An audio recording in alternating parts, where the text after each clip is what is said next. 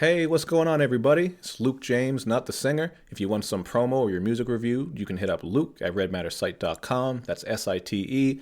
And you can also send your questions there, anything like that, if you want some advice. That's just where you contact the podcast. So check that out. The podcast is also now available on Spotify, iTunes, and SoundCloud, so you have plenty of options to listen to it. And it is going to be on YouTube still because that's sort of the hub where I do everything. So you know where I'm at already. I don't got to run down all my Twitter and IG, all that shit, Luke James BGN. But today, once again, Myke Seatown of Dead End Hip Hop here. That's Myke with a Y. Myke Seatown on Twitter and IG. You already know who he is. You know where to find him. You know where the Dead End Hip Hop crew is at. You can find them on YouTube as well. And you guys have really been asking for us to do this again, so I'm glad we could because we're going to break down the best horror movies we watched in 2018. How's it going, Myke? Man, it's going good, dude. Going real good. Got a nice list of movies? Yeah, I think so. That's good. I got a good list too. So just so everybody knows, just to be clear, this isn't just 2018. A lot of the stuff we have on here is going to be newer, but we really wanted to focus on the stuff that we personally just watched this year because sometimes with horror movies, it's hard to know exactly when the shit dropped because you'll see these indie movies that they get popular in 2018, but they came out in like 2015 or 2016. Shit gets re-released. Then you have international releases that come later. So we are focusing sort of on newer stuff, but you're going to see some older gems and all that on here as well. Also, just to be clear, there might be some spoilers here because we are going to be discussing some of these movies. So basically, if you hear us bring up a movie, just keep that in mind. Like if you hear us bring up one that you don't want spoiled, you might want to skip ahead or something like that. But we are going to count down our top 10 movies that we watched this year, starting with number 10. So, Myke, what do you have in your number 10 spot? All right, for number 10, I have the movie Apostle, which was a Netflix original. I actually have quite a few Netflix originals on here, which some people might find surprising, but there weren't a whole lot of horror movies that came out in the theater this year that I actually went and saw. But I thought Apostle was legit. So what was that one? I haven't seen that one. I did notice it on Netflix, but just we'll sort of run down some of these movies for people who might be interested. And I'm not familiar with this one. Oh, okay. Have you ever heard of The Wicker Man? The old Wicker Man, not the bullshit with fucking Nicolas Cage. Not the bees. Yeah, not the bees. Not that bullshit. Not the bees. But like, and the bear costume, which made no fucking sense. How that shit got made is still beyond me. Somebody legit needs, like, their baby toe cut the fuck off real slow for making that shit. Do you think when they were recording that, there's no way everybody on set was like, that was great scene. Dude, that acting, there's no way. That's what I was thinking. I was like, when y'all were sitting there watching this movie play out, no one on set was like, yo, I think we really made a big mistake. Nobody. They might have been in too deep. They might have been too deep and they just said, fuck it, here we are. Oh my god, that movie's garbage. But the classic Wicker Man is one of my favorite movies. And people do disagree with me on this, but I definitely think that this is kind of a retelling or like a different twist on the whole Wicker Man story. But it's basically about this dude who goes on a mission to rescue his sister who was kidnapped by this like weird cult. And they're on this island, and he gets there and he's trying to figure out like what the hell's going on. There's like this weird enigmatic leader, so it's very much like Wicker Man, but it's a little bit more eerie because of course Wicker Man is kind of silly with the singing and the costumes and whatnot. But yeah, dude, I think it was actually really, really solid, especially for a Netflix original. I'll have to check that out. Yeah, I think you'll dig it. I saw it on there. The idea of it sounds cool too, so I'll have to check that. And for my number 10 spot, it was hard to narrow this down to 10 because I watched a lot of horror movies. It's just hard to pick. So some instances I wanted to just pick one that would be kind of fun to talk about. Yeah. And this one was sort of a fun watch. I'm not saying it's an amazing movie, but I'm going to go with Hellfest, that movie that just came out there. You and I were actually discussing it on Twitter, and I remember the account mentioned us, remember? Yeah. They liked the comment or whatever as we were talking about Because I think I said it looked like it was whack, and you said it might be good. I don't remember what the comment was, but yeah. Yeah. But, you know, it is your typical slasher. It's not really breaking the mold. Really, the best thing about it is just the atmosphere, because you probably saw the trailer for it, where they go to this big event called Hellfest, basically like a haunted house Halloween event. But then there's a guy who's running around and he's killing people. So you're just getting your typical slasher story. You have a lot of those slasher tropes where it's the teenagers just doing dumb shit and this guy's killing them. But what kind of made this work for me is the atmosphere of it is very cool, just the whole haunted house thing. And it also plays with you a lot because where they are in this haunted house in this big Halloween event, sometimes you don't know, is this person really being killed or is it a part of the show? So they really play on that throughout, because there were plenty of instances where I'm like, oh shit, I can't believe that just happened. Like, this motherfucker's dead. But then it just turned out it was a dummy or it was an actor or something, right? So I thought that was a cool device that it used. And I don't know, I don't know if I want to spoil the ending. Do you really care? I don't care because I probably won't see it. Well, okay, if I do, I'll probably watch it like when it comes on Redbox, and by that point, I'll probably forget what you told me. I just think the ending was one of the more interesting talking points. So people, if you don't want Hellfest spoiled, basically at the end, the guy does get away, and he's standing over this little girl who's just laying on a couch. So he's gotten into this house. You kind of think he broke in or something like that or whatever, right? Okay. And then she wakes up and looks at him, and she goes, "Daddy." She gives him this big hug, and he has like some treats and stuff for her. But the reason I like that ending is it's sort of playing on that idea of it doesn't always have to be some supreme evil. Sure. Or some special paranormal being or anything like that. It really, it's just the idea of this guy who every year at Hellfest, he goes out and he kills people, and then he goes back and lives with his family, which anyone who knows about serial killers, that's what the shit is like. That's what really happens. So I did think the payoff on the ending was one of the, like, it really added to the overall movie. It also features a Czarface song. One of the songs that Czarface and Doom did together. Really? Is featured on there. Yeah, that was kind of surprising. What was that one? It was off their latest one. It has that sample. Bup, bup, bup, bup, bup, da, oh, yeah. Bup, bup. You know which one I mean. Yep. I don't know if my impression was very good, but anyway, it featured that. I thought that was kind of cool. Tony Todd is also in this movie, so it was nice to see him. Which Candyman, by the way, they are talking about a remake, and he might be involved in it, Tony Todd. Yeah, with Jordan Peele apparently making it. Yeah, so I don't know. Sounds weird. We'll see where that's going to go. But moving on, what do you have for your number 9 spot? For number 9, I have a movie called Downrange. That's on my list too, so we can have a little discussion here. Oh, yeah. Nice. Yeah, I enjoyed the shit out of it, man. It's not deep. It's not detailed. There's nothing super crazy going on. It's just entertaining as fuck, and it's very tense. So I think it's a real, like you were saying, Hellfest is a fun watch. I thought Downrange was a fun watch. Absolutely. That's the one that I put actually at my number 7 spot. Okay. I really liked the gore. I thought the gore effects were great because they were really doing a lot of traditional effects, so there wasn't tons of shitty CGI or anything like that. And just the idea of this sniper who just, he blows a tire out of their vehicle and then he's picking them off. I thought it was really cool because the whole movie sort of takes place in this sandbox, so to speak. When they use that term, like it's a very small area. Yep. So they played on that very well, just the way that they're hiding around the vehicle. You have a lot of these personalities with these teenagers that are kind of like, I didn't really care when they were getting picked off. I ain't gonna lie.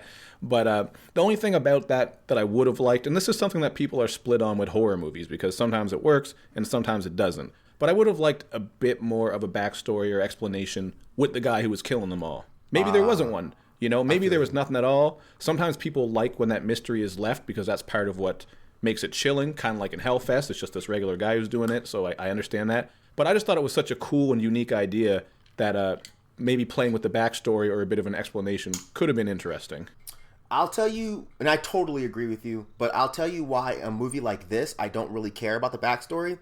Because the majority of this, it seemed like there wasn't really a villain. It was just bullets. Bullets coming out of nowhere. I feel like if they had spent more time showing the actual guy that was killing them, and if he had actual legit interactions with the people more, then I'd want to know more about him. But since the majority of the movie he was just up in a tree, just capping motherfuckers. Yeah, that's a good point. I didn't really need to know that much. Because I think in a movie like this, where like you said, it's a very sandbox kind of idea, I felt like I was okay with not really knowing why this dude was doing it because he was doing it so cool. Like, the kills to me were so dope. Like, that one dude, like, that he shot through the fucking... I think he shot him through the head, and, like, the girl's walking up on him, and then he just kind of, like, twists or some shit. Do you remember what I'm talking about? Yeah. Oh. And he got one of the girls through the eye, too, didn't he? Yeah, at one point, I think. This motherfucker was not this wasn't a game, bro. And the poor little black kid. He was laying out there. They did his ass dirty. They left him. They left him alone. Like, what's the little black kid on Charlie Brown? What's his name? Franklin. He left his ass out there like a damn peanut. You know that picture that comes up every year where they're all on one side of the table? Yes, and he's sitting on a fucking and he's in like a lawn chair. They don't even give him a real chair. Like, take your black ass over there. Can I have a seat? We might have a lawn chair in the fucking garage. That's a fucking perfect like compare because like he was so like unessential to the story. It was like he got shot and was left in the middle of the fucking field immediately. And weren't they trying to throw water to him at one point and just failing miserably? It's been a while since I saw it. I don't remember. I just remember the dude basically kept like he was crying at one point, was trying to hide, and one of them goes. I remember one of them is like, "Come over here," and he's like, "Bitch, hell no!" He's like, he can't even stand up. Right? They're like, just come over here. How are you trying to get this man to run through a fucking open ass field when you know there's a sniper? Yeah, they were using his ass for bait, but yeah, that shit was absolutely. That was a tight movie. Definitely a high recommend. Yeah, for sure. What did you think? Before we move on, of the ending on that one? Again, spoiler alert here, people, for Downrange. Remember, the girl's like she hits the tree, knocks the guy out, and then they had a little fight or something, didn't they? Yep. Oh, and then she got herself, didn't she? Is that what happened? You know what? Actually, now that you started talking about it, I don't remember the ending. I remember she drives into the tree. I remember that, and then they have like a standoff. He falls out. But then she has the gun, and she ends up shooting herself in the head or something. I remember everybody's dead at the end. Oh. And there's some weird thing. Anyway, we're just going to make it sound worse if we try to remember. But you know what? I think we need to watch it again, is what it sounds like. Yeah, it does. But either way, we both know it's a good movie. So yes, people definitely check that out. So for my number 9 spot, again, I went with one that was a little bit different. Okay. And I just wanted to represent for this one because I think it's moving in the right direction. So I went with Hellraiser Judgment. And I forget I think we touched on that very briefly in the last horror pod that we did. But basically, like, I'm not going to front like this is the most amazing movie ever. But if you're a fan of the Hellraiser series in any way, the first 4 are pretty much considered the best ones. Especially the first 3. 4 is all right. But then there was just this big stretch of all these different people who were working with the title, and they were just fucking it up. Yes. There was like 6 or 7. I think there was one instance where it was like revolving around some sort of video game or something. I forget. There were so many of them that were bad. But this is probably the best sequel in about 20 years. Like, I would put this up there with the first 4. You do get a bit of cop drama that's thrown in, which I think was kind of cheesy. Like they're looking for the serial killer and stuff, and that part of the story wasn't that fantastic to me. But as far as just the new characters, they have some new Cenobites. I thought they looked really great, just the special effects they had. There's plenty of gore, and the creepiness in this movie, I'm telling you, man, it is so fucking creepy. Really? Especially the first little bit. And what I like with it, like if you read the synopsis and they talk about it a bit, it sort of deals with, as weird as this sounds, like the bureaucracy of hell. Like you die, then you have to be judged. So there's this guy who he like pumps your blood out and he reads your sins. They write on your skin. They do all this really weird, just the mythology behind it is really fascinating. I can't really break it down too much, but that's why it's called Judgment. It shows you what happens when you die and you go to hell, that type of stuff. So I was very skeptical about this one, but as a hardcore Hellraiser fan, I was really happy with this. I think they are moving in the right direction. I'm not going to say it's incredible, but definitely watch this if you like Hellraiser and if you've been disappointed with the last bunch.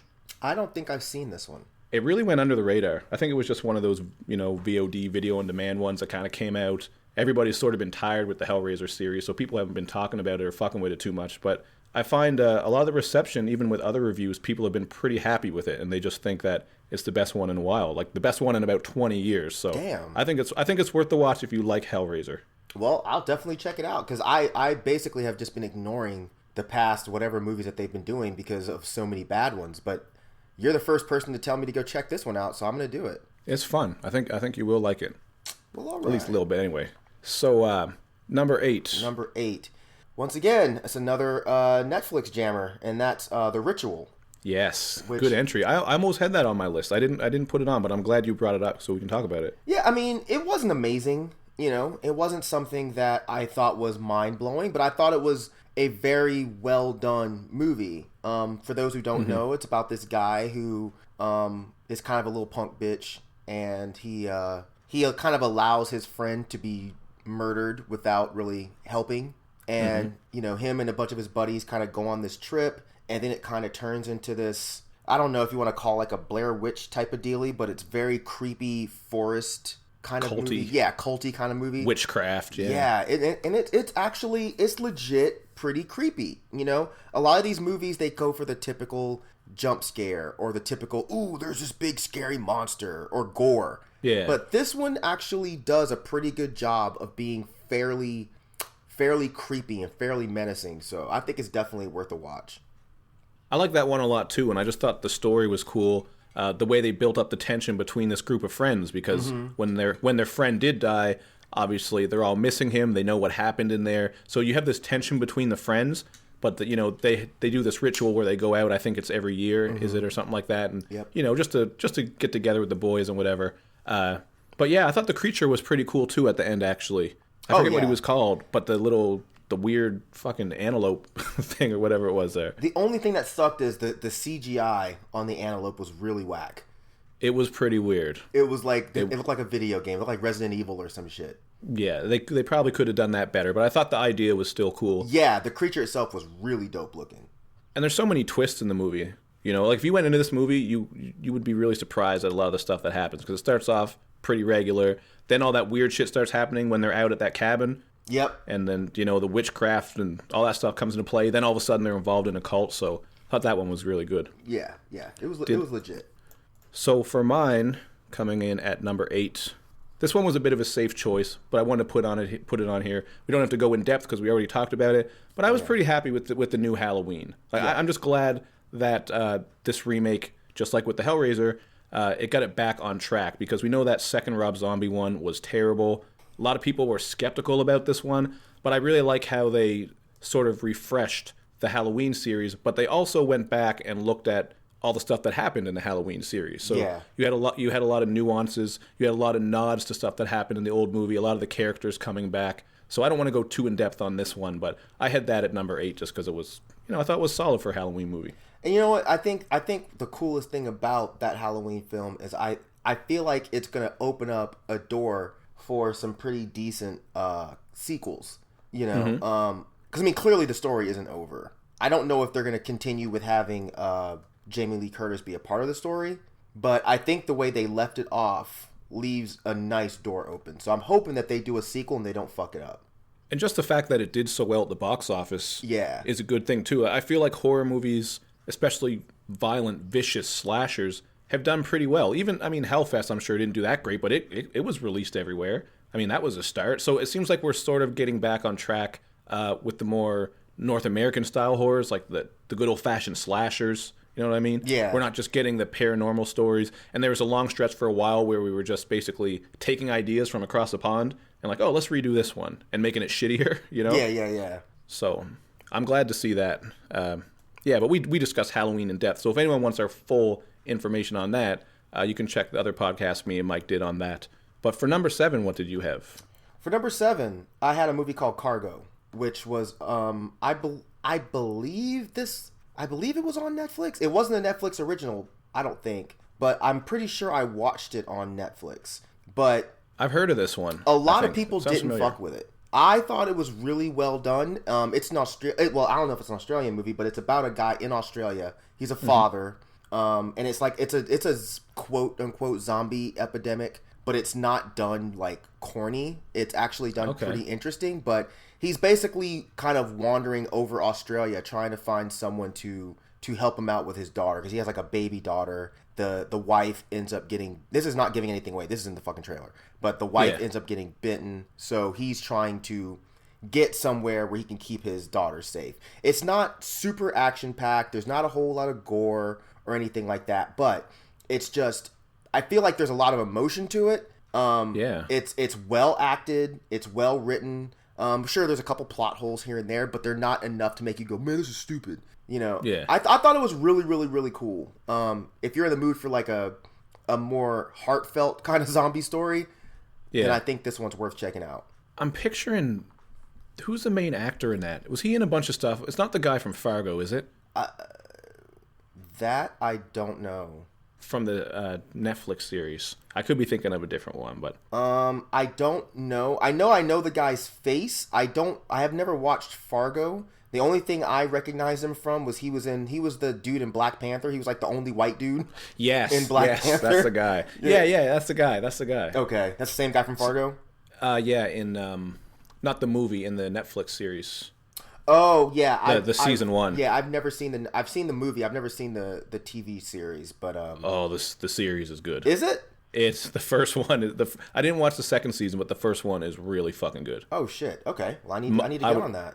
It's a must watch. So, for my number 7, we already talked about it. That's where I had Downrange. Gotcha. So we'll move to number 6, and I kind of cheated here because there were two movies that I wanted to represent, and they were both sort of similar. So I thought I'd lump them together, and then we can talk about them if you've seen either. Okay.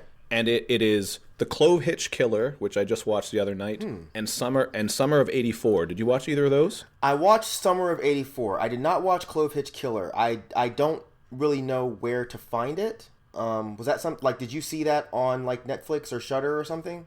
I just streamed it. I found it for stream online. So okay. That was the only place I could find it. I think it's like a indie. You know what it's like with horror. Sure. Very hard to find some of them. You just can't find it anywhere. Like, I'm sure it'll come out on Netflix in like 3 years or some shit. But, sure. But I heard about it and ended up streaming it. So I'll go over that one very quickly, and then we can get to Summer '84. Okay. But the Clove Hitch Killer, are you familiar with Dennis Rader, the BTK? Have you ever heard of him before? Dennis Rader. I don't. He's a serial killer. I'm big into serial killers. It's just the psychology behind it. There's this podcast I listen to that goes into it. It's just something I've always found interesting. Was he the guy that blinded people or something? No. Yeah. Is that him? You can watch his testimonies on YouTube, and he is the biggest fucking weirdo. The way he talks about murdering people and all the shit he did, he went on for hours and hours about everything he did to everybody, and he's just so casual. He's like, well, I didn't want her to move, so I bound her. Then I put a plastic bag over her head. I do know him. So this one, it's not directly about him, but it's very, very influenced by his story, because the thing with Dennis Rader was he was huge into bondage. He used to dress himself up in bondage gear and like hang himself and take pictures of himself. There's pictures he took of himself where he's like half buried and he's wearing a dress and has a bag on his head and shit. He's just really creepy and into that. So this movie, it's really, really closely linked to him, because the other thing with Dennis Rader is he was big in the church and he was a scout leader. So nobody suspected him. He just lived a regular life and then managed to kill all these people on the side, like so many serial killers. So in the Clove Hitch Killer, it's the same thing. It's based on, the whole story is centered around this son who thinks his father is the killer, because this guy has been killing so many people, and they're trying to find out who he is. And just as the movie progresses, the son is getting all these hints, and he thinks it's him, but he's like, there's no way it's my dad. Because, you know, even when the truth is right in front of you for something so crazy, you're like, it can't be. Right. And it just goes on and on. So there's sort of a mystery to it, but the character of the dad is fucking amazing. Because he's just like he just talks like this, and he's like, hey, sport, I think it's time we have a talk about sexual intercourse. And he's just like that good old-fashioned, like, happy-go-lucky dad. So it really adds to the creepiness of it.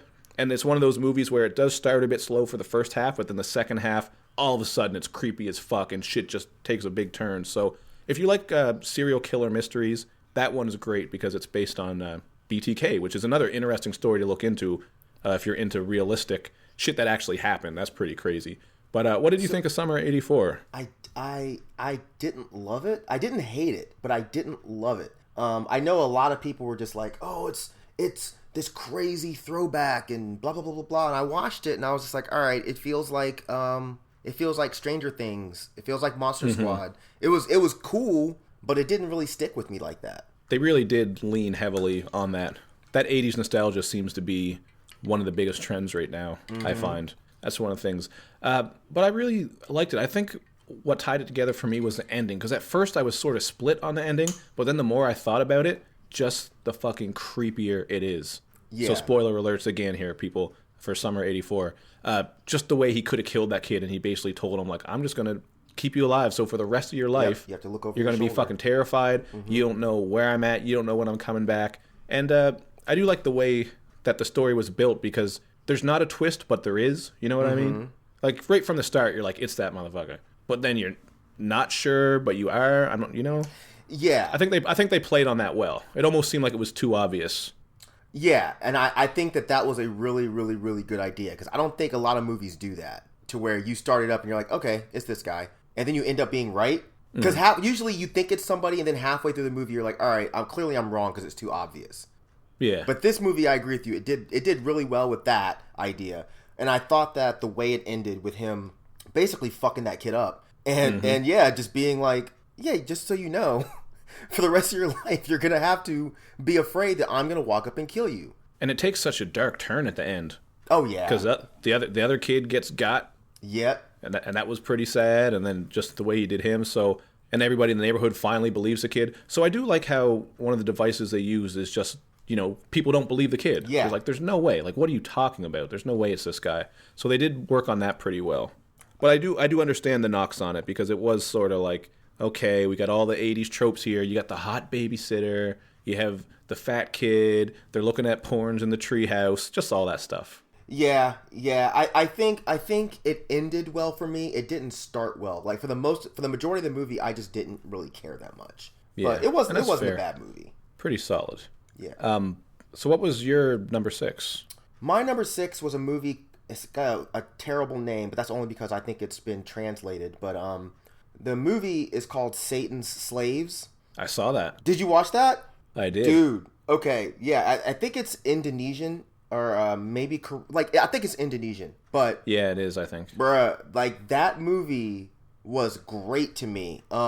Very few movies that are about, ghosts or whatever actually have, legit creep factor, but that movie, to me, was legitimately creepy. I'm still a little bit kind of fuzzy on parts of the plot, but the whole idea of... the mom kind of being possessed or haunted and dying, and then the kids trying to figure out what's going on, and then when the kid finally realizes what has been really happening, I don't want to give any spoilers, but I thought the idea at the end was actually really dope. But one of the kill scenes was one of the best kill scenes I've seen in a long time. When that fucking dude gets hit by that truck. Yeah. Bro, holy shit. Yeah. I had to watch that shit 4 times. I was like, God damn, they fucked that kid up. Yeah, that was a vicious movie. That didn't quite make my list, but that was one of the ones I had listed as an honorable mention. Okay. Because I really did I thought it was just a little slow in spots. Yeah. Kind of like what you said with ghost stories and stuff like that. They just don't hit me as hard unless there's some, a lot of other fucked up shit going on. So for me, it was kind of slow. But the idea of the story was really good. Just the mythology behind it I liked. Yeah. I've been really into kind of the slower, kind of atmospheric horror movies lately. And this one wasn't atmospheric. It was very slow. But I mean, this is my first step into Indonesian horror. I've never seen any other Indonesian horror movie. And I thought it was legit. You just reminded me of a movie that I forgot to put on my list. Uh-oh. So I'm just gonna throw it in here. And I just watched it last night. I think that's why I forgot. I had it written down here. So we're just gonna call this a fucking movie you gotta watch, whether it's in the top 10 or not. Okay. It's called Terrified. Not Terrifier, but Terrified. Have you seen or heard about it? That Argentinian movie. Yeah, I was posting about it on Twitter last night, and if you watched it, it probably would have made your top 10. I think you would have loved it. It is such a good story, man, because it does play on the paranormal. Mm-hmm. Basically, there's this neighborhood where just wild shit starts happening. It's basically cursed, and there's demons and shit, all kinds of weird shit going on. Yeah. But there are so many creepy moments that it's oh my god, there's so many things I could get into here. One of my favorite things is right at the start. So we're getting some spoilers here. This guy's annoyed because he keeps hearing banging on the wall, right? And he thinks it's his neighbor. He's like, what the fuck is this? So he goes to get up and check it. And he's like, he doesn't know where his wife's at. She's wherever. He's yelling at the guy, shut the fuck up. You're waking me up. It's 5 a.m, blah, blah. Then he goes back and it keeps going. And then he realizes it's coming from inside his house. Oh, wow. So he slowly creeps into his bathroom. His fucking wife, this was one of the creepiest, best special effects I've seen in a while. She's floating in the bathtub. Boom. Smash into that side of the wall. Boom. Smash into the other side. Back and forth. Floating. Bloody as fuck. Smeared all in the tub. And it looks so realistic. And she's just it's super gory and graphic. And it's showing you her skull cracking apart and everything. So that was one scene that right from the start lets you know this movie is not fucking around. Oh, I'm watching today. But then there's so many other creepy moments. This guy in another... So there's stuff going on in different houses, right? Which sort of makes it even more interesting because, there's different stuff happening at different times in different places or whatever. And this paranormal team is coming in trying to figure it out. But it's just really graphic. A lot of the shots are really creepy. There's this one guy who's being bothered by this fucking naked demon thing that is like living under his bed. So he's always checking under his bed and shit, and checking in his closet, and just the camera shots they use, rather than just using, you know, like you're imagining shit's happening, like it's actually showing you this fucking creepy demon thing, which sometimes works better. In this instance, it really does, because it's not just, oh, the door's shut, is there somebody there? No, it's this creepy looking fucking thing that you're seeing like slithering on the floor, or it's in the background while he's trying to set up his camera, or, you know, it's so good. You definitely need to watch that. I know you're going to love it. Oh, yeah. I mean, I actually have a list of things on here that I haven't seen that I want to see, and that's on the list. That would have been in my top 5. I watched it last night, and then whatever reason I fucking got distracted and didn't put it on, but it's so good. So I'm glad you reminded me of it with the other movie you brought up. Perfect. So that's good. For, let's see, we're halfway through now. For number 5, what do you have? For number 5, this is actually a really old movie. So this did not come out anytime recent. This came out in 1992, actually. But I had never heard of it, and I'm actually interested to see if you have. It's a movie called Dust Devil. Have you heard of this? Dust Devil. No, I don't think I have. Dude, okay. So it's about this woman who has an abusive husband, and she escapes from him and ends up running into this hitchhiker. And the hitchhiker is what the locals refer to as a dust devil, who he goes around and he preys on people who are completely lonely or who are lovesick or just have no person that gives a fuck about them. And again, this is from 1992, and I am beyond shocked that I've never heard of this movie and that people don't talk about it more. But it's extremely dark. It's one of those movies where you don't really know exactly what it is that's going on. I feel like if this movie came out today, it would be in a whole lot of people's like top 5. And it's weird that like nobody has like this movie. I've never seen it on like a list of recommended creepy, weird, atmospheric horror movies. But this shit was dope, dude. It's really, really, really good. Are there any notable actors or directors or anything? Any names attached to it? The chick that's in it, she looked familiar, but I didn't recognize anybody in it enough to be like, oh, that's so-and-so from blah, blah, blah. Like, nobody really jumped out at me. It was a bunch of basically no-name actors, and then it just gets right into it. The second it starts, it just jumps right into it. The dude is just fucking some random chick, and then he bounces or whatever, and the cops show up, and there's like these weird bloody symbols all over the walls, and he never really, the guy himself never shows any explanation or reasoning for what he's doing. So you don't really understand what the fuck he is until like the ending.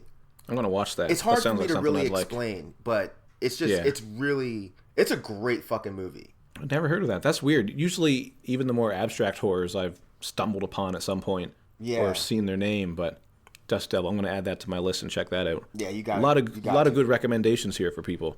All right, so now with number 5 for me, and this is kind of a safe one. I was kind of skeptical because of all the hype it was getting, but I really did enjoy watching it. I thought it was a lot of fun, and I went with A Quiet Place. How did you feel about that? A Quiet Place was on my list as number 10. It fought with Apostle. But really, I thought Quiet Place was great. I enjoyed it. It was fun. It would be number 11 if I had an 11. The thing with this is, you know, it does have that gimmick of how there's no sound, and that's why I was sort of skeptical. I was like, is this going to be one of those ones where they're praising it just for the artistic idea, and it's not going to be a great movie? You know what I'm saying? Yeah. But I actually really enjoyed it. I love how within the first 10 minutes they let you know they're not fucking around. Yep. Because he gone. Bruh. He was gone. I was just so fast. And that added some tension to the family, too, because the daughter's struggling with, you know, she thinks it's her fault and all that shit that's going on. There were some pretty major plot holes. Oh, of course. I have to say, like, it seems like the monsters could hear things when they wanted to, but other times they just couldn't. Like when the one monster was right in front of the woman holding the baby, and she's like, and all of a sudden the fucking monster's deaf. And the fact that the scientists couldn't figure out that shit. These monsters, they have super strong hearing. What would fuck with them? I don't know. Maybe fucking with their hearing. Dude. blasting their heads. That was the only thing I didn't love about the movie was the ending. I thought the ending was whack. I thought the old cock the shotgun. Yes, and then the whole fucking M. Night Shyamalan bullshit of the girl like, oh, I'm deaf too, and if I put this little piece here, it's gonna make a sound that's gonna make the fucking monsters crazy.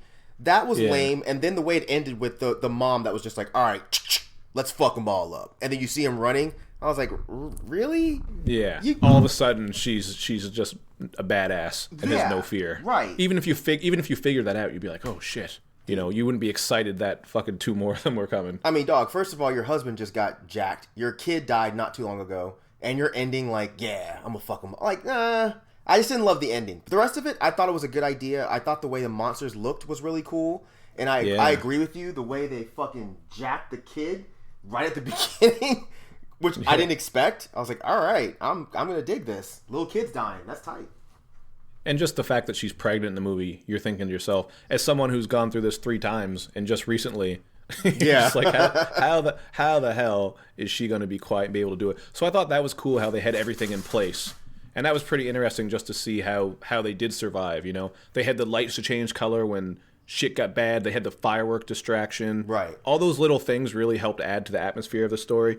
And I kind of felt the same way with the ending. I thought it was interesting how they figured that out, although I think someone would have figured it out beforehand. Right. But yeah, just all of a sudden the mom's Duke Nukem. Come get some. Right. I'm going to kill you alien bastards. Right. That's, kind of cheesy, but what did you have there?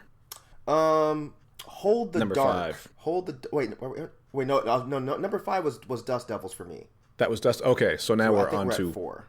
We're at 4 now, yes. Yeah, number 4 was a movie that, again, I don't think a lot of people fucked with, but it was called Hold the Dark, and it's another Netflix movie. I watched a whole lot of horror movies on Netflix this year. They've done good. They have. At least they're giving us that content. This one, I feel like a lot of people didn't like it because it is very slow. All right. Mm-hmm. You haven't seen this, right? No, I never saw this one. Okay, so but what's a rough synopsis on it? A rough synopsis is basically there's kids who are being killed in this small town, presumably by wolves.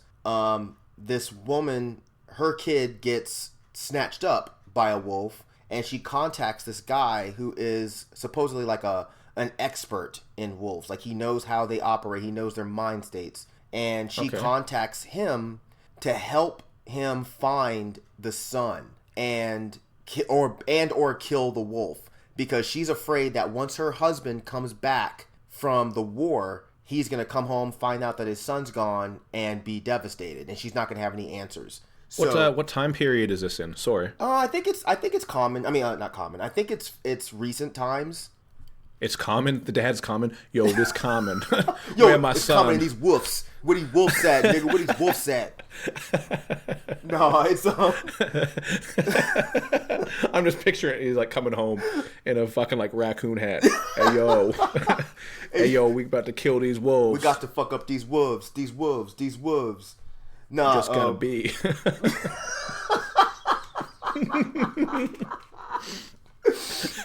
Oh, fuck me. Okay, but it's in present times. Yeah, it's in present times.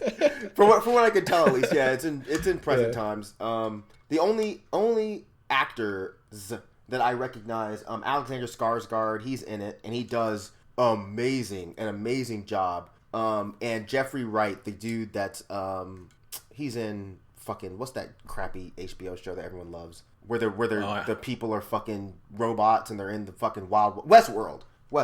He's in Jeffrey that Wright. show. He's a black dude in Westworld. Is he older? Does he always play like sort of gentlemanly guys? Was he in Boardwalk Empire? Yes, that is him. He was also in fucking God damn it, my mind. What's the fucking movie with Jennifer Lawrence where she's like a fucking bow and arrow chick? I love the movies, but yeah, you know it. It's like Battle Royale, but with a whole bunch of fucking white people. The Hunger Games? Hunger Games, yes. He's in Hunger Games. He always plays like a really smart black guy. He's like always like a professor. Yeah, same thing in Boardwalk Empire. He's plays Narcisse, I think the guy's name was. Yeah, like he's in it and he does a great job. But the thing is, I don't want to give anything away at all because what you think this movie is, it is absolutely not. When the movie ends, you're like, what the fuck did I just watch? I liked it. That. I liked it until I went and looked up the ending because at first I didn't get it completely. But when I went and looked it up, it makes the movie fucking amazing. Some movies take that. Sometimes you watch them and then you'll go on Reddit or just somewhere and just read some explanations and other ideas. And it's like, oh, fuck, that kind of ties it together. Yeah, because, I mean, again, I don't want to give anything away, but it's like the way it ends, you're like, all right, this was tight and it was tense and it was very eerie, but I don't understand why this person did this or why this person did this. Mm-hmm. What the fuck did I, And then when I went and looked it up and somebody said, okay, look, this part ties back to this part and then this ties into this. And I was like, oh, holy fuck. But yeah, it's definitely worth the watch. And that's on Netflix, you said? That one is another Netflix original. Yeah, man. They've been killing it. Hold the Dark. Okay. Hold the Dark. Another one for my list. And number 4 on my list, this one, I think we might have talked about it briefly as well. I put Terrifier. Because honestly, I thought this was just one of the best pure original slashers I've seen in a very long time. Because it knows what it is. Fuck. It doesn't fuck. What year was that? That's the one with the clown. No. What year did that movie come? Was that this year? Terrifier? Yeah. That was... See, this is one of those ones I think may have came out in 2017. Damn, dude. But then it just became popular in 2018. I know it was a short at one point, too. This is where it gets confusing. Because there was a short of it that was only like 10 or 15 minutes, I believe, and then they made it to a full length.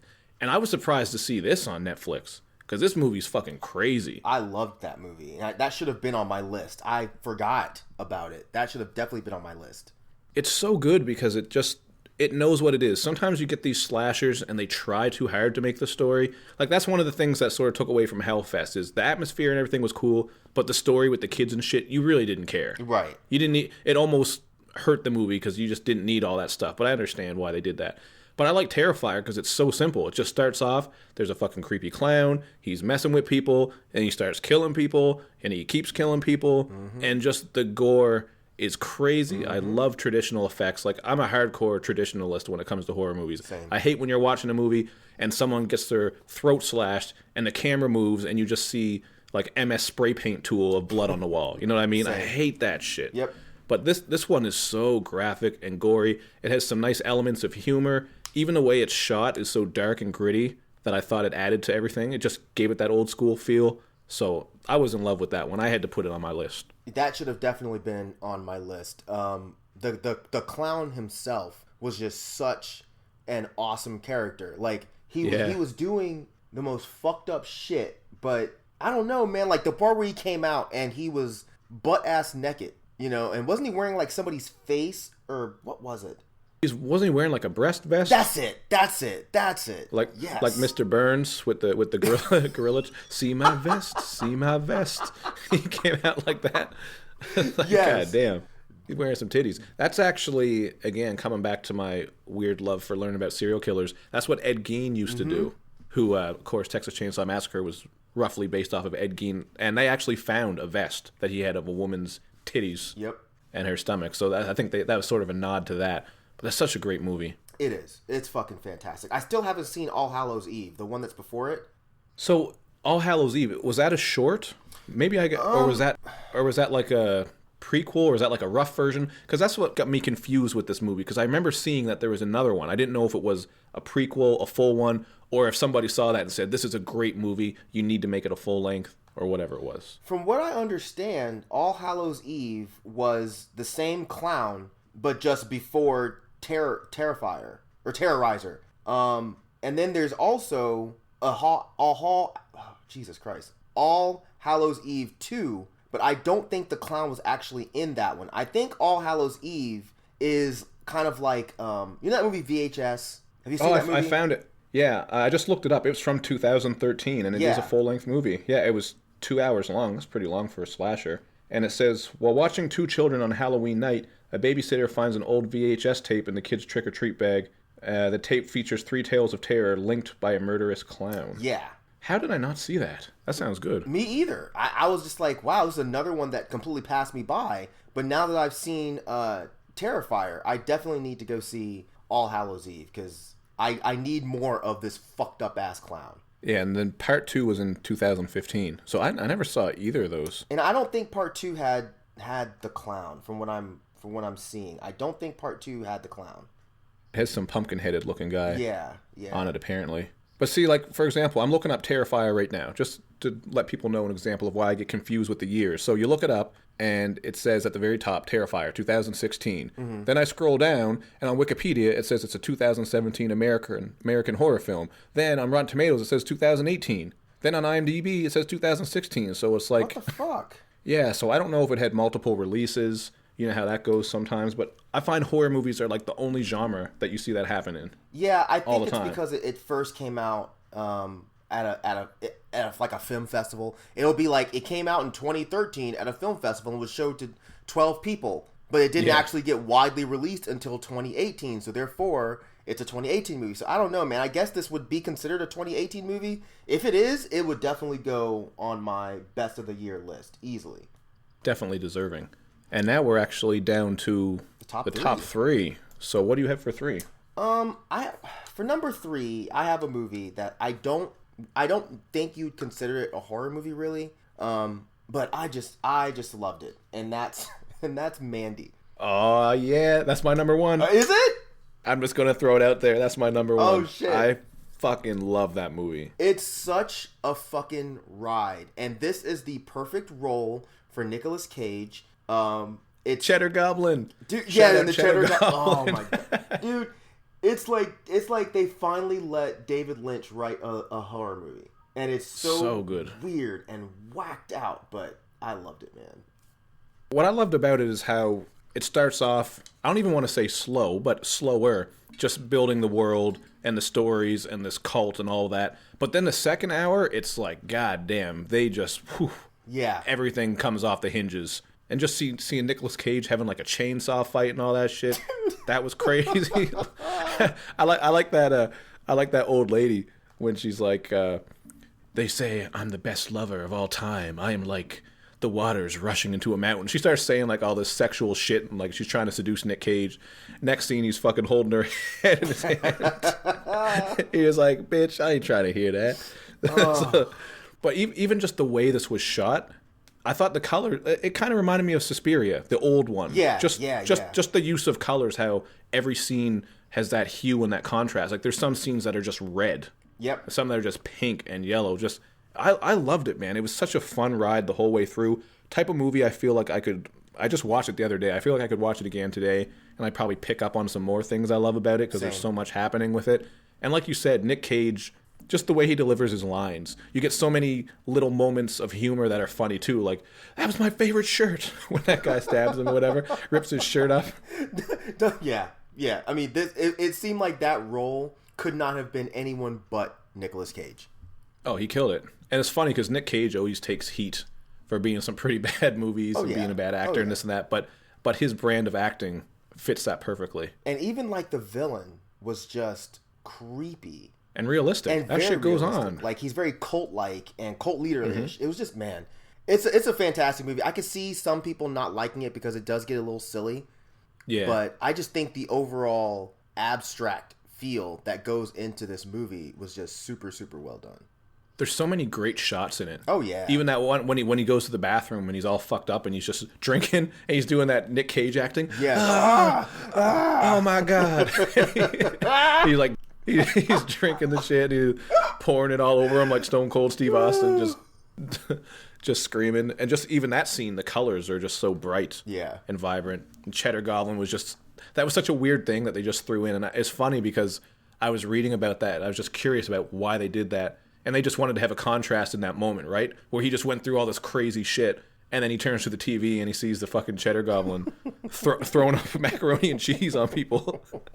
Like, I guess they have T-shirts of it and everything. I'm tempted to get one. I'm not even lying. Dude, I was so stoked when I went to a fucking random-ass art show in Atlanta. And they had the fucking Cheddar Goblin up in the corner, like the real Cheddar Goblin. I was like... Did they really? Yeah, dude. It was a... I went to this kaiju art show with some friends of mine. And, I'm just wandering around. I go upstairs and I'm like, that can't be the Cheddar Goblin. And I go over and I'm like, holy fuck. It's legitimately the same Cheddar Goblin they use in the movie. Apparently, somebody in Atlanta, or apparently whoever the artist is, was a part of that art show in some capacity. And it was a really small art show. But the dude had the Cheddar Goblin up in the corner. So I was like, yep, I'm getting a picture with the fucking Cheddar Goblin.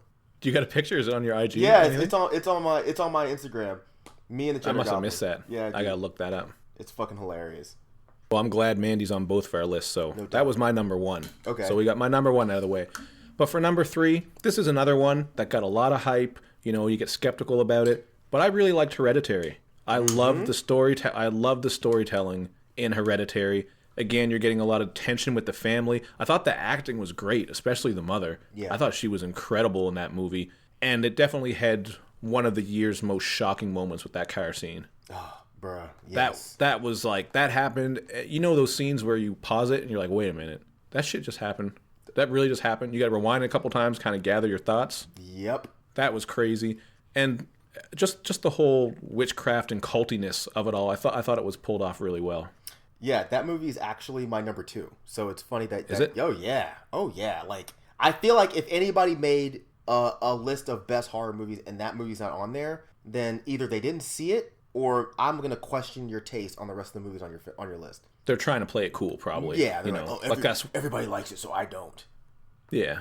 And that's the thing. And when I went into it, that's what I thought. I was skeptical because that's sort of the thing with horror movies, right? Especially you and I, we like a lot of older stuff and abstract stuff and gory shit. So when you see one that does so well commercially and, just everybody's praising it, you're sort of like, is this going to be another Paranormal Activity? Which, by the way, I thought was fucking awful. I remember I saw that movie in theaters, Paranormal Activity. Yeah. I didn't like that. But, this was such a dark, brooding film. And the way it was shot with the little dollhouse and all that was cool too. Man, there's just so many great moments. And I got lucky that I got an advanced pass to go see it. And there was like maybe 10 people in the whole theater. And I didn't know much about it. I just knew that people were saying that it was fucking incredible. So I was like, all right, I got to go see it. And yeah, when the infamous car scene happened, I was like, no, really? Fucking and the creepy little girl. Like, I don't know if there's actually legitimately something wrong with her, so I don't want to be mean. She was perfect for this role, and that she was that thing that she kept doing. I was like, yeah, dude, what the fuck? Yeah, that movie is legit. And when you heard that sound in certain scenes, yes, you knew some weird shit was about to go down. You know what I will say, bro? The only thing I didn't like, and this has nothing to do with the movie. This has to do with the marketing. I hated the fact that they put so many of the good scenes in the fucking trailer. Yeah. Like the part where the dad... do that. Yeah, they do. They do, and I don't know why. But like the part where the dad caught fire. Yeah. That was crazy. It was amazing, but I was expecting it because it was in the trailer. Yeah, a lot of movies fall victim to that, and it's especially hurts horror movies too. Especially one like that. Yeah. One like that's such a slow build and has, it only has a handful of those really shocking moments, but they come at the right time. Yep. So I'm with you on that. Yeah. But I'm glad that's another one that's on both our lists. I'm glad. And this one, maybe it is left on your list. Maybe it's not, but if you saw this, you probably love this one too. For my number 2, I have got to go. Wait, did you do your number 3? 3. Yeah, 3 was Mandy. Okay, yeah, that's why I got confused because we have some of our same ones in the same spot. So for number 2, I went with Revenge. Did you see Revenge? No, that's with I know it's with the blonde girl, but I didn't see it. What was that about? Oh, you're gonna love that one. So this girl, she's basically a sugar baby. Okay. And she's way away. I forget where this is supposed to take place. It's like some rocky mountain hunting area, I'll say. Anyway, she goes away with this guy who she's with, and he's like a married man, but she's his little thing. So she's with him. And he has his 2 friends with him, and his 2 friends are just creeps. Right from the start, you can tell they're all creeps. So just to get right into it, right within the first, I don't know, I forget how long. I just saw it a while ago. But near the start, one of the guys rapes her. Oh, Jesus. And it's a fucking graphic, right. pretty graphic scene. And one of the guys sees it happening. He's like, whatever, I don't care. And then they find out about it, and basically they decide to kill her because they're like, fuck, we can't get caught that this happened. And we're far away in the middle of nowhere, so we'll kill her. So they basically throw her off a cliff. Okay. And she lands in a bad fucking way. I won't spoil everything on this one because it's really good. But anyway, she doesn't die, so she gets revenge, so she comes back, which we've seen happen before in like other movies. But this one is done so well. It's so graphic and vicious and gory, and you really, obviously, you're rooting for her after what happened to her. Right. She gets her revenge. There's a lot of cool shots, a lot of cool effects as well. It's just a really, really brutal movie. Like, if you like gory, brutal movies, this is one of the ones you have to watch. But it's also got a great soundtrack. The cinematography is amazing. It's one of those ones that when it ended, I was like, holy shit, that did not feel like the runtime. Like, I could have watched it for another 2 hours and been satisfied. Really? Yeah, it's really... It's not just... As much as I'm saying it's graphic and gory and violent, I don't want to say that's the only thing it has going for it. Sure. Because the story is good. I think the acting is good. The dialogue is good. Like, it really does... You feel invested in it when you're watching it. And you're rooting for her the whole way. You know, so I just realized when you were going through it, I didn't want to interrupt you. I just realized I didn't see the movie, but I started the movie. And the reason I turned it off was because I started watching it while I was working, and I can't do subtitles while I'm working because I can't keep like looking over. Yeah. And I remember it started off like she was like in her bikini or something at this like nice house, and two of the friends started speaking a different language. Yeah. And I was like, oh, fuck, I can't watch this right now. And I turned it off, and I fucking forgot about it until you just started talking about it. That's the exact one. They're in this really nice house. Okay, so I need to go back and finish it. They're partying with each other and everything. Yeah, it's good. It's really good. Definite recommend. I don't handle rape scenes well. Like, that's the only thing I can't do in horror movies. Like, they just, I don't know why. I mean, it's a bit much. And I understand people don't always like seeing that in movies. I mean, obviously, I wouldn't say, what's wrong? Come on, man, you gotta watch that. But you don't like rape? What the fuck, pussy? What's wrong with... Oh, this world's so sensitive today. Fucking SJW bullshit. Can't even watch a fucking rape scene without being a little bitch about it. But it's a bad one. It's up there with... What was the famous movie? The French one. You talking about Irreversible? Yes. It's not as bad as that one. That one's much worse. But this one's bad enough. Well, fuck. All right, I'm going to watch it. I'll just have to deal with the fucking rape scene. It's a good movie. And you'll feel better by the end. Okay, well, good. I mean, that sounds fucked up to say, but we're talking about a movie, so, you know. But, yeah, so that would be... What's your number 2? Oh, my number 2 was Hereditary. Yours was Hereditary. Okay, this is why we're getting all fucked up. So we had a lot of the same ones in the top. And we already said my number 1 was Mandy. So what was your number 1? And then after your number 1, just very briefly, I just wanted to throw out a couple quick ones. And if you have any quick ones to throw out, just quick recommendations. So what was your number 1? My number 1 was easy. Not only is it probably my favorite horror movie, but it's probably my favorite movie that I've seen this year. And that is The House That Jack Built. The House That Jack Built. Never heard of that. Oh, dude. It's the new Lars von Trier film. Okay. And it's the movie where it's got, is it Matt Dillon? Yeah, Matt Dillon. It's got Uma Thurman. There wasn't a whole lot of information given out about it. It was just said that it was this movie about a serial killer who's OCD. It's like, all right, that sounds interesting because I have OCD, and I'm like, I wonder how this killer is going to behave. And the thing is, a lot of movies get hyped when they're shown at these festivals. They'll say, oh, people were throwing up. Oh, half the audience walked out because it was so fucked up. Yeah, you always hear that. You always hear that, dude. And half the time you see the movie, like Veronica, it was said about that. And I saw it and I was like, okay, that was trash. This is easily the first time where I was like, I 100% get why motherfuckers walked out and said no. Wow. This movie, I got to see this already. You have to see it, but you have to wait until you can see the director's cut. Because I got lucky. They did a one-night thing where they showed the director's cut of the film in theaters, and if you didn't see it that night, you just weren't going to see it until it was widely released. The thing is, it turns out that it was an illegal viewing. They didn't get it approved by the MPAA, so there's no... I mean, it's going to come out, but there's no telling when. The last time I heard, it won't be until June that the uncensored director's cut. And they cut out 4 minutes. And I know what the 4 minutes are, but I won't give any spoilers, but I'll say this.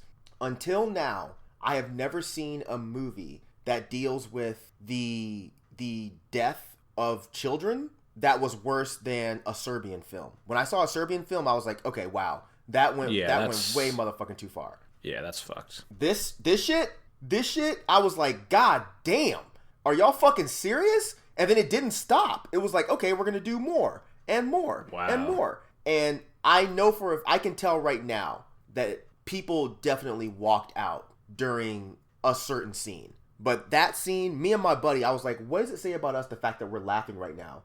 And we're like the only people laughing. Is that from this year, this movie? Yeah, it was. I just saw it like maybe 2 weeks ago. Oh, I gotta find that somehow. If I get a link to the download of the director's cut, because it was actually released on Google Play and then snatched down within hours. Oh wow! So it's got to be somewhere. Someone has that. Somebody has it. There's got to be a torrent floating around. Somebody has the director's cut. If I can grab it, I'll send it to you. The movie's like 2 hours and 30 minutes, but it's some of Lars von Trier's most fucked up work. I want to see that because I like serial killer movies. I like when they deal with serial killers just because it hits close to home. It's more realistic. That's why I liked some of those ones I talked about earlier, like Summer '84 and The Clove Hitch Killer, because it could be true. If you watch this, I guarantee you may not be like, oh, it's my number one movie. You'll at least walk away being like, that was a pretty fucking good movie. Because he plays such a down-to-earth, average guy that you would think could easily be a serial killer. Like, it makes you look at Lars von Trier and be like, motherfucker, you know this shit way too motherfucking well. Yeah. When I listen back and edit through this, I'm definitely going to make a list of your mentions and get caught up. Because it's hard to find good horror movies, but I trust your tastes. Yeah, same. And we have a lot of the same tastes and stuff, so I got to catch up on those. Same.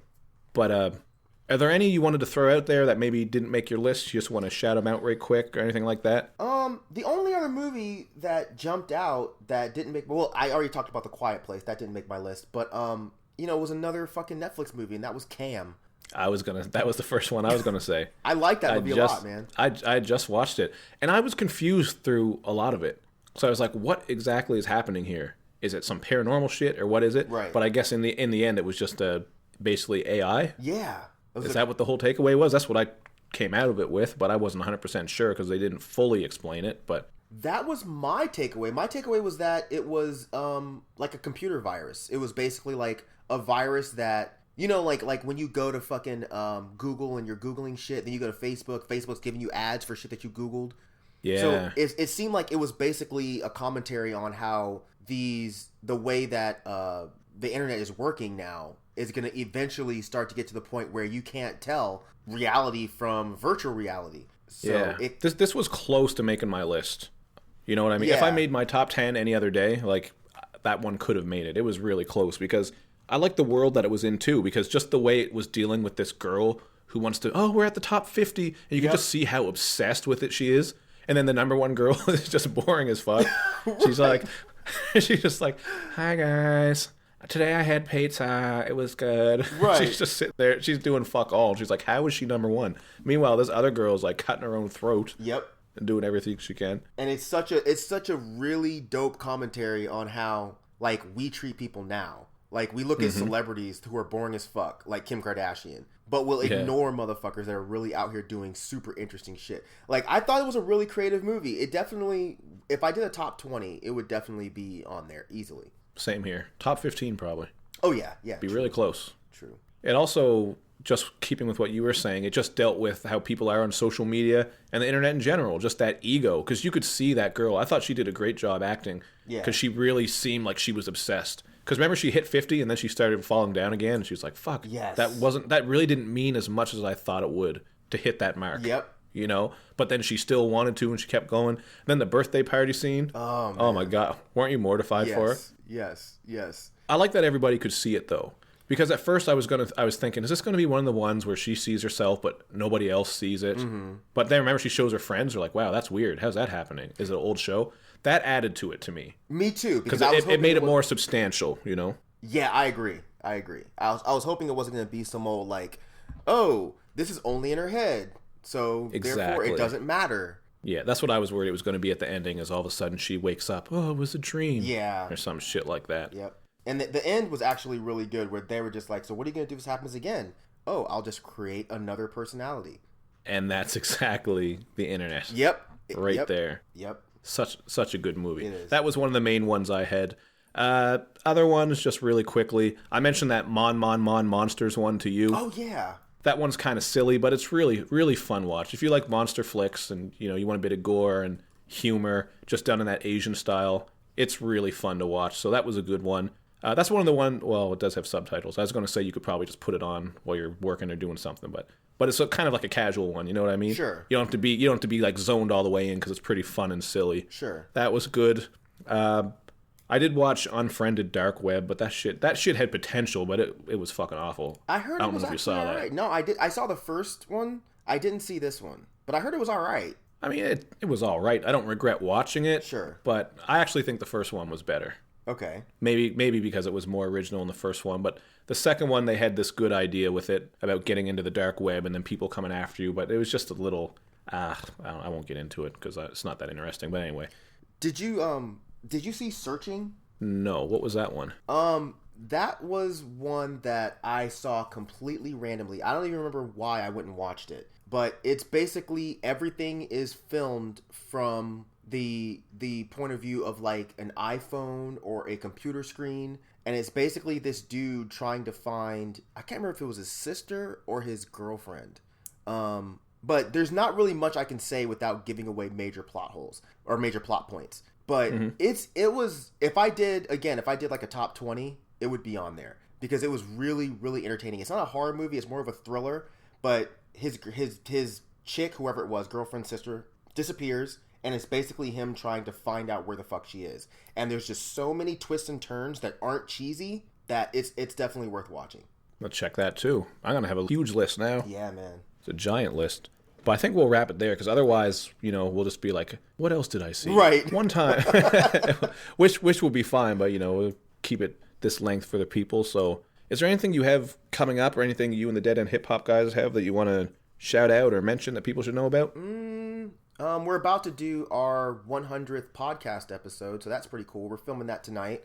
Oh, awesome. So that'll be tight. That should come out Wednesday. We're going to be doing our top 10 projects list pretty soon, so keep an eye out for that. But other than that, yeah, it's just status quo. Excellent. Everyone knows where to find you guys. You guys are doing it big. Always up to date on that. I can't wait to see your guys' lists, actually. That's one of my favorite things about your guys' channel is everyone has such different tastes. Mm-hmm. So you're always getting those different opinions. And when you get the year-end lists, you're getting a lot of different projects to look at. Yeah, right. So I look forward to that. That's going to be good. Appreciate it. And yeah, so I'll get this one up. Mike's got his shit on the go. I also have my year-end lists. I am going to do a top 30 because there was so much stuff I love this year.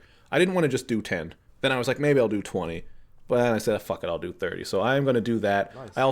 I'm going to do a video for it, but then I might make a podcast episode out of it as well, just if people want to listen on the go, because that would translate well to a podcast, I think. So smart. That's the next thing I got going on.